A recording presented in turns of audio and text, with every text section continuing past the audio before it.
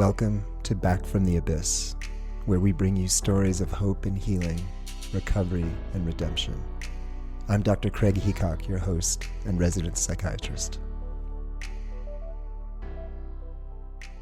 When I was a first-year psychiatry resident, I remember one night in the ER presenting a case to one of the fourth-year residents.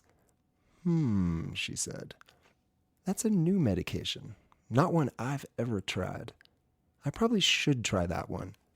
Yeah, you probably should too. What? I said, what do you mean try it? Well, she said, if we're going to prescribe powerful psychiatric medications to people, I think we have an ethical responsibility to try them on ourselves first. Then we know what they're getting themselves into. Wow, I thought.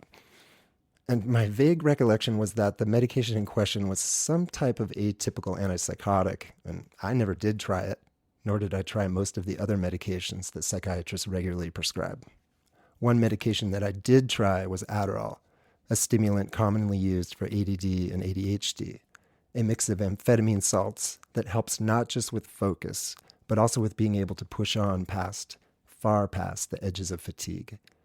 And with this medication, I actually completely agree with my former supervising resident.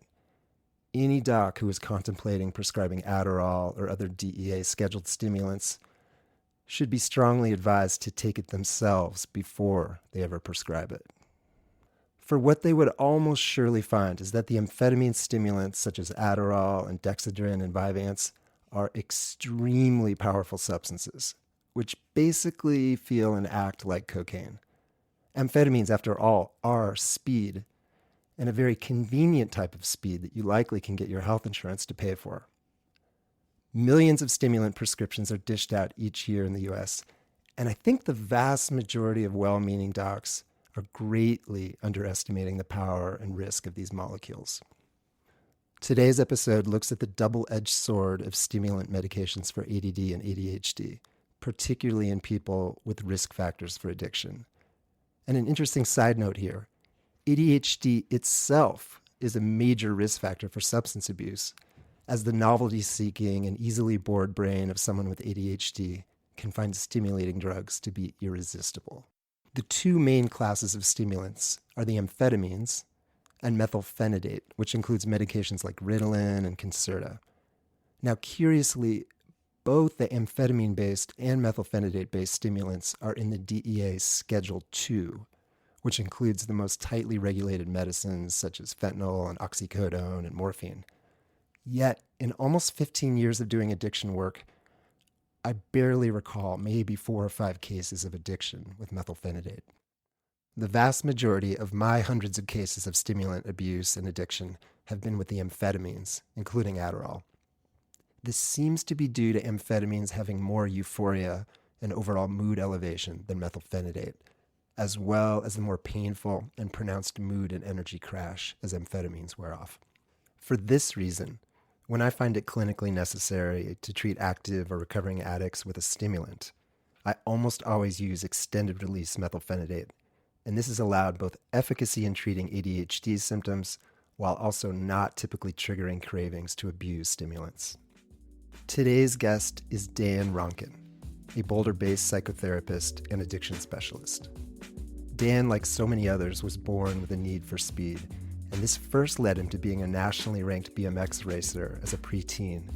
But then his family broke apart, and by middle school he was deep in the drug world, using and abusing anything he could get his hands on.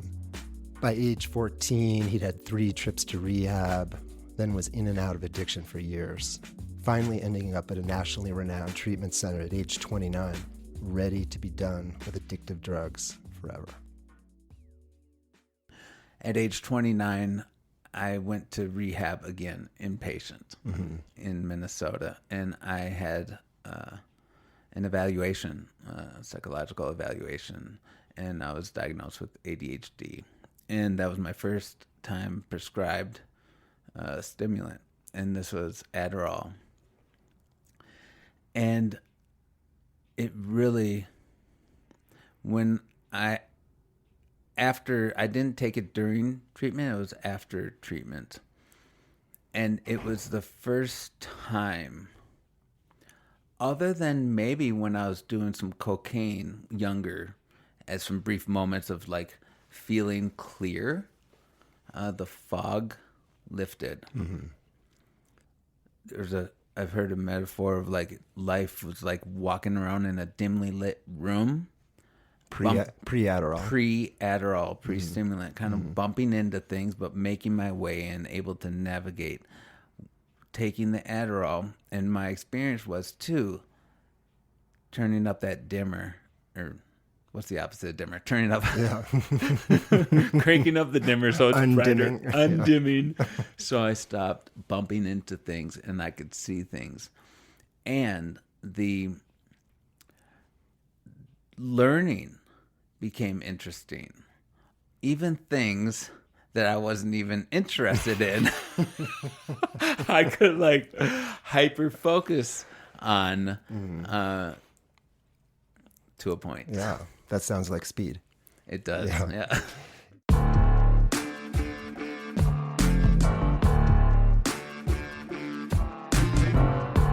So you are officially diagnosed in rehab, age 29, put on Adderall after you leave, and it turns the lights on. It sort of, you find the windshield wipers of your dirty life's windshield, and you can see clearly. But then, as you hinted at right now, you're already starting to see, maybe this could not go well if you can get sucked into things you're not even interested in. Yes, and at the time I wasn't quite, I wasn't tracking that part, but it certainly became more aware of that, especially since over time I started to take more than prescribed, and that was it was already, I was in recovery and plugged into 12-step programs. So the idea of even taking a mood-altering substance was like kind of controversial in certain circles. And then it comes down to, well, if it is prescribed by a medical professional and you take as prescribed, then go with it, because these people in 12 steps are not doctors. Well, some are, but like they don't get to dictate. And so then I was like, okay. So then I wrestled with that for a while and worked through that and sought wise counsel. I was fortunate where I bumped into some wise folks in my life, and I certainly owe a deep debt of gratitude toward them, such as when I'm saying, oh, I don't know if I should be taking this. It's like, should I or shouldn't I? It's like, I should be like really clean and sober. Otherwise, that's the way. And one of my spiritual giants who in my life, he's like, is it helpful when you take these, the medication? I was like, yeah. He's like, okay. Okay.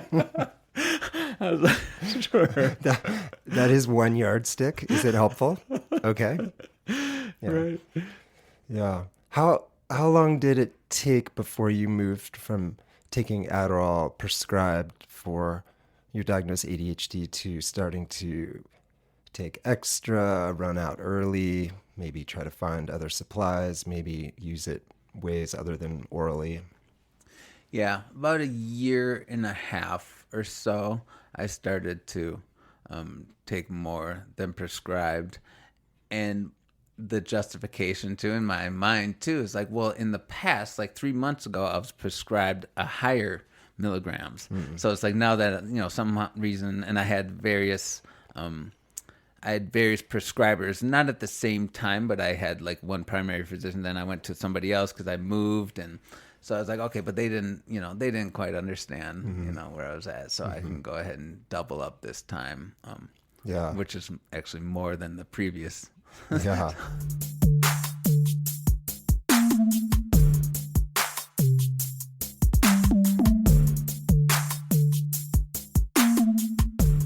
So how did that evolve? So it's initially helpful. A year and a half in, you're starting to misuse it. And then did there come a point where you realized the consequences are outweighing the benefits, or how did the Adderall story end? Yeah, it allowed for me to. I've lived various lives. Been in sales. I was an entrepreneur in my 30s as well, a small marketing agency in Boston. And so I was able to learn a lot and hyper focus. And so that the Adderall really helped me in certain ways execute desires of succeeding professionally. And then there became burnout. There were consequences in my intimate relationships too. Both the ability to be emotionally open and relaxed, and even some sexual difficulty, I think, was contributed. Yeah, because Adderall is a vasoconstrictor, so start Yeah. using much of that, you're going to have serious impotency problems. Yeah. So along with the emotional and then the physical, and so this kind of meaning making of like, okay, I can, like, as long as I like succeed in life, and that's primary versus the bigger picture of like intimate relationships and other relationships versus just being in my isolated introspection of a certain topic, which is like fascinating and interesting when you have this extra brain chemicals firing. Yet there was a social cost and social cost and really health and wellness cost for me when it came down to it, because of the taking more than what was. Yeah. Did you get dependent on it? Yes, I did get dependent on it, and then there would be cycles of I would go for the prescription would run out, and then I'd have a week and a half or so of the crash, and then back to the couple weeks of on fire, and then the week of downtime, emotional lows, and just kind of doing what I needed to do to get by. While stimulants such as Adderall clearly turn up the idle speed and can lead to more focused thoughts and or movements per minute, what often happens is that a whole lot of nothing happens, such as going down endless rabbit holes on the internet into items that suddenly seem of great interest, or impulsive decisions to clean things that might not necessarily need cleaning, or any other number of activities that seem productive and important right now, but then turn out to be inconsequential and time-wasting in hindsight. This is because one of the key dopamine circuits in the brain is involved with saliency, or importance. Typically, this circuit gets turned on with food, sex, and powerful emotional experiences. Stimulants like Adderall light up this pathway, making most anything seem really salient and important, which explains the huge potential for wasted time on seemingly worthwhile activities. When it was turned on, it was really turned on, and I was able to get a lot done, which felt great, right? So there's a mixed bag. It's like, this feels great, even though it's not good for me, yet I'm able to look at what I accomplished, and that can be, my memory of that is also could be, I accomplished, but how much did I spend overthinking a specific thing too? Yeah. I spent 2 hours fixated on this thing, where it's like, actually that was like a 4-second thought exercise. I spent 2 hours in because I was so fascinated and I was digging deep into the. Yeah. Yeah, there's such interesting and complicated issues with stimulants in people in recovery and ADHD, and the fact that, well, number one, stimulants help everyone. I mean, the Tour de France and Major League Baseball and boxing for years, I mean, amphetamines were just part of the deal because everybody is stronger and can concentrate better and go. People with bona fide ADHD can clearly focus better and clear away the brain fog. There are people in recovery who can use stimulants and not abuse them, yet and other people in recovery get into stimulants and fairly quickly plunge back down the addiction hole. Yes, it's really fascinating, because there were years, because it was off and on for, I was prescribed, then I took a year or so off, and then I was prescribed again, and for me personally, it ended up being really challenging to stick to what was prescribed, and in the end, although for a while it did, and so in the end it became really hard for me, and it took up a lot of energy to like stay to the protocol. Yeah, in my sense, in pretty fundamental ways, Adderall and cocaine are very similar. I mean, cocaine has a much shorter half-life and comes as a white powder that typically you would buy from someone who may or may not be dangerous. But an Adderall comes in little neat stamped pills from Walgreens. But when you look at the net effect in the brain, your mood, your productivity, your ability to focus, it's fairly indistinguishable. But I get the sense that a lot of docs don't really understand that the stimulants are potentially as addictive as they are. I mean, they're in Schedule 2, which is the same schedule as fentanyl and morphine and oxycodone. But I think a lot of docs just think of them as potentially safer. But for certain people, they can be as deeply addictive. Yes, and I was not transparent with my physicians in my relationship. I was deceiving and just tough time being honest of where I was at with that. Mm-hmm.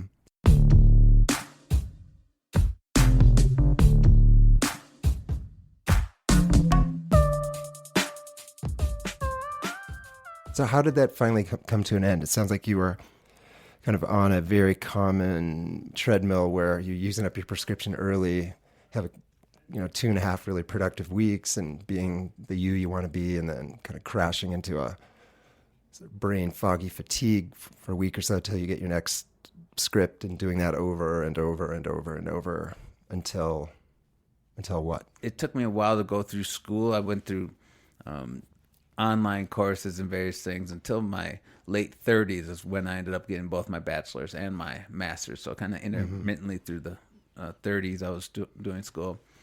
Then I was like, I need my Adderall again to focus and write these papers. And so over time, through series of experiments, and one major one was I was started my thesis for graduate school, and I was up on my prescription, and yet it was one of these moments I was like, it was helping me, but it wasn't helping me enough. So my big push was like, can I get this thesis done without it? And somehow, some way, I was able to, and I think I used that and hang on to that as a benchmark, and have let go of some of the ideas of needing to like be proficient and productive in certain ways, and allowance for some flexibility and messiness, because for me personally there was some of these just the energy it took up for me to manage it and think about it a lot. Yeah. I mean, that's quite a mountain to climb to finish up your thesis off stimulants. Yeah. I mean, for a lot of people, that might be, writing a thesis might be the most difficult task of focus of their entire lives. What you have to pull together to be able to do that. And yet that's where you, as you said, sort of tested yourself. And can I do this without pharmaceutical help? Yes, it was really challenging.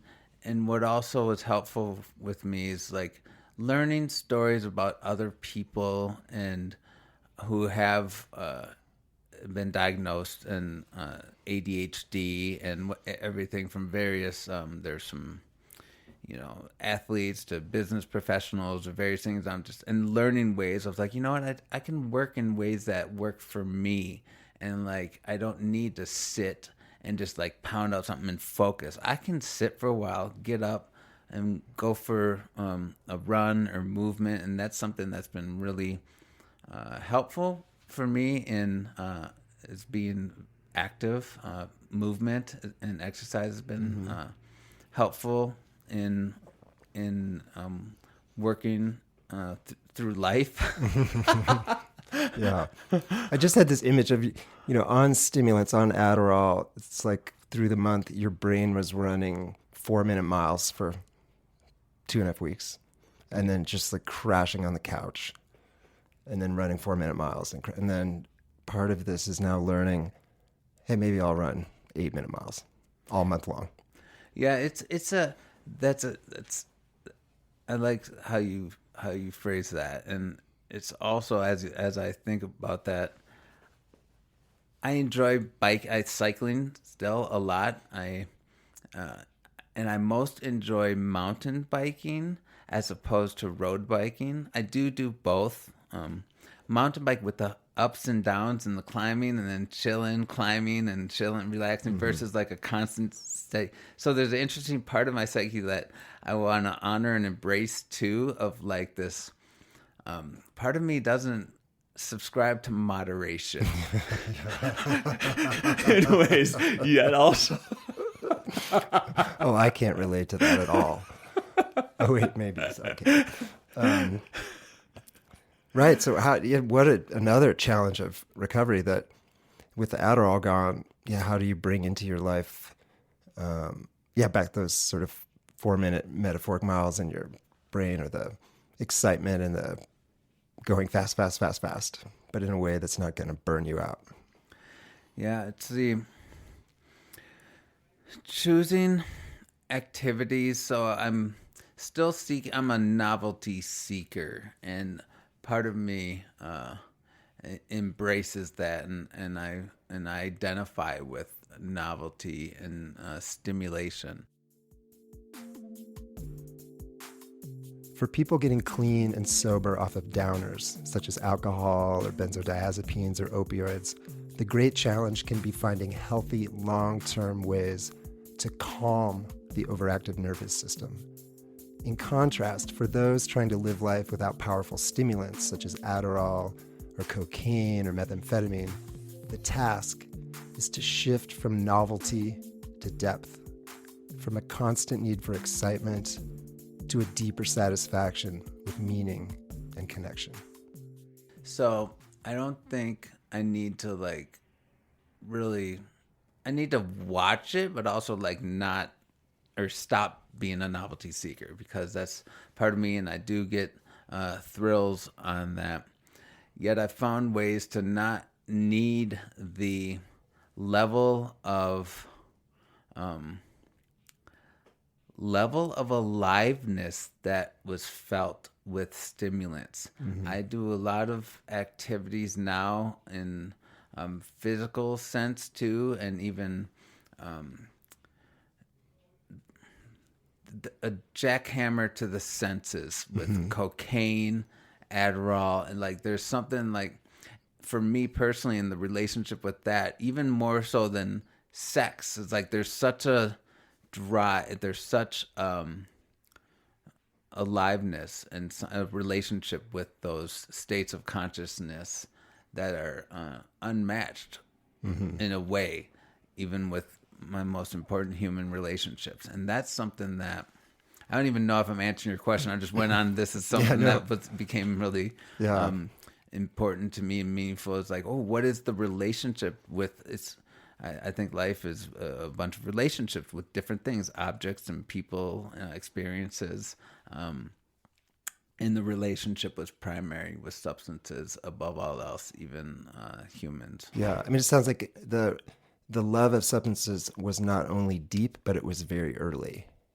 It got burned in your brain at a very tender age. Very, very tender age. Much like, we see that kids who are sexually abused, in their latency or early teenage years, they get their sexuality turned on way too early, and it can lead to all sorts of terrible consequences. And I'm just imagining for you, those dopamine pathways just lit on fire, age 12, 13.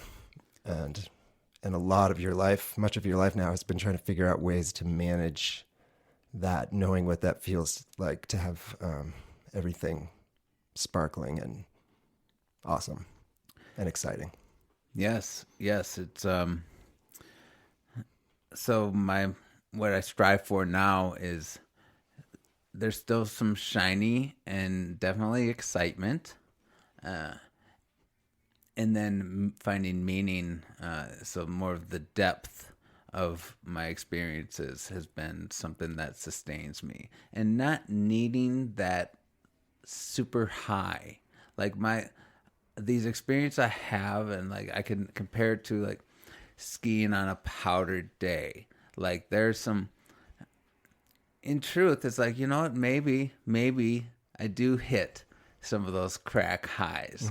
And this narrative I've been saying around this self is like, there's primary relates, like, and so maybe I do some of those.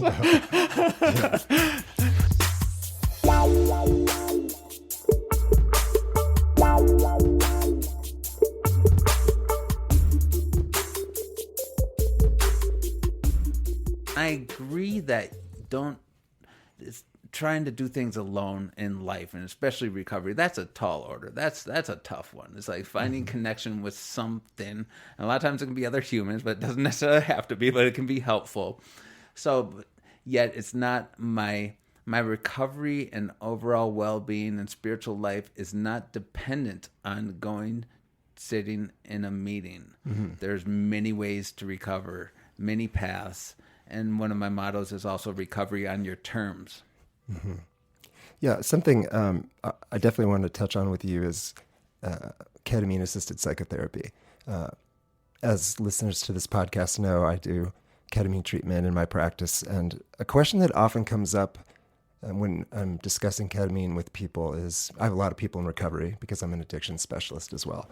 And a lot of people in recovery are concerned that a ketamine treatment, which is a controlled substance and one that is abused, if that could catalyze a plunge back into addiction, or is that going to ruin their recovery, or is that forbidden? Because I have a number of people active in 12-step programs, and I always ask them to talk about it with their sponsor for sure, and even invite the sponsor in to meet with me if they want.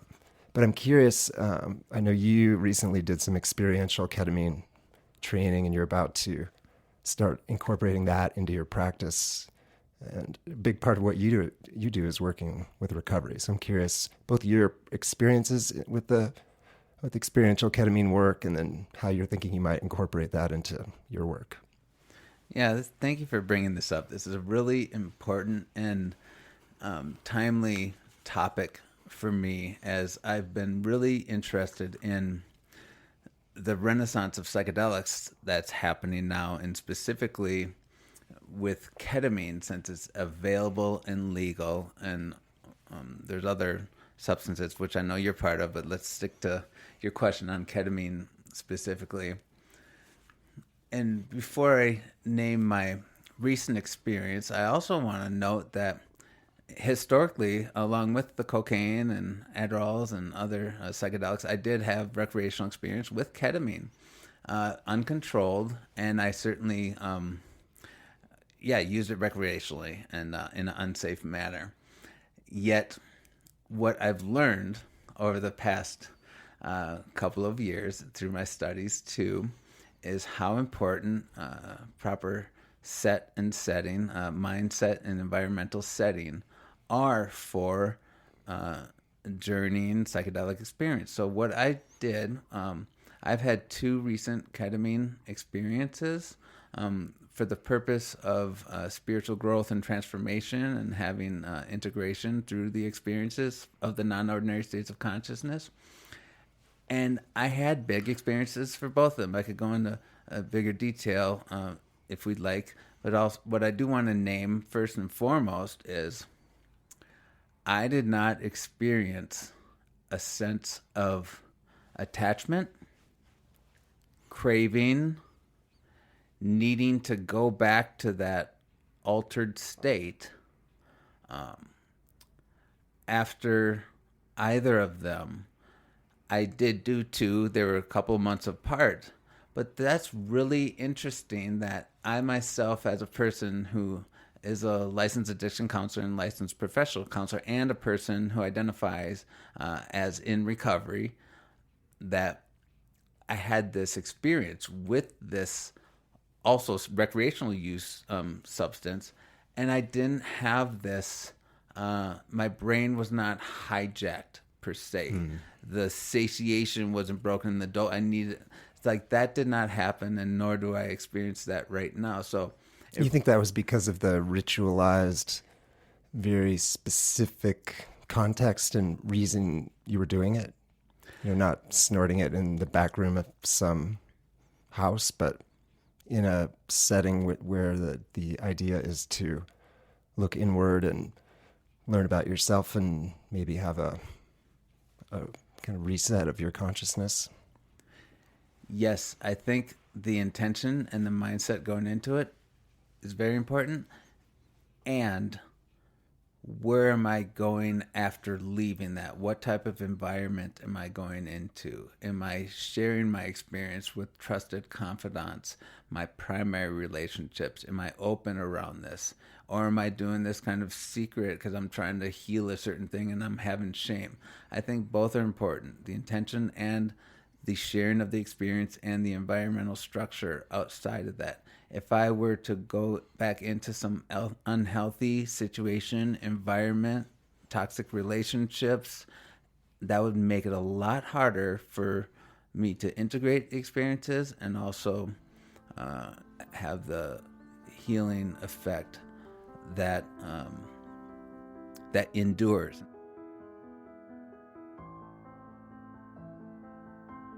If you like this episode, please share it with anyone else who might find hope or meaning in this story. Check out our website, bftapodcast.com, where you can learn more about us and this project, get more information on the treatments mentioned in the stories, as well as additional resources and music credits. You can also email us with comments or story requests. If you have time, please rate us on iTunes, as this helps us spread these stories far and wide. Much gratitude to my good friend Chris Johnson, who does our sound, and thank you for listening to Back from the Abyss. May each of you find the strength and support to find your way through the darkness.